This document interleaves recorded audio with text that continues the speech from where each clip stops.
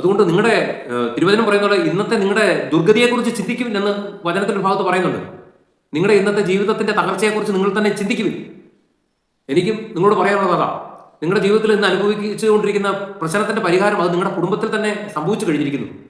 ഇന്ന് ഈ വീഡിയോ കാണുമ്പോൾ ദൈവസന്നിധിയിൽ കണ്ണുനീരോടുകൂടി കരുണയ്ക്ക് വേണ്ടി പ്രാർത്ഥിക്കുക. കുടുംബത്തിൽ നിന്ന് ആത്മഹത്യ മൂലമോ അല്ലെങ്കിൽ കൊലപാതകം വഴി വധിക്കപ്പെട്ടോ ഒക്കെ ആയിട്ട് ഉള്ള ആരെങ്കിലും ഒക്കെ നിങ്ങളുടെ കുടുംബത്തുണ്ടെങ്കിൽ, അതുപോലെ തന്നെ ഒരു എന്നാ പറയട്ടെ, ചില ഈ നമ്മുടെ സമൂഹത്തിൽ എന്നാ പറയട്ടെ നീതി പാലിക്കേണ്ട ചില വ്യക്തികളുണ്ട്.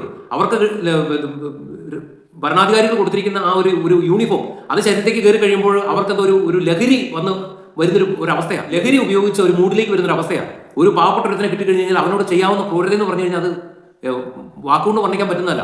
ഇങ്ങനെയൊക്കെ ചെയ്ത് കൊന്നേച്ച് നീ എന്തെങ്കിലും ഒരു കള്ള മത്സരം എഴുതി ഈ പ്രശ്നം നിന്റെ തലയിൽ നൂരും. പക്ഷെ ഒരു കാര്യമുണ്ട്, ഈ കൊല ചെയ്യപ്പെട്ടവൻ നിന്റെ കുടുംബത്തിന്റെ തലയ്ക്ക് മേലെ നിൽക്കും. നീ സ്വസ്ഥമായിട്ട് നീ ഒരു രാത്രി ഉറങ്ങിയില്ല.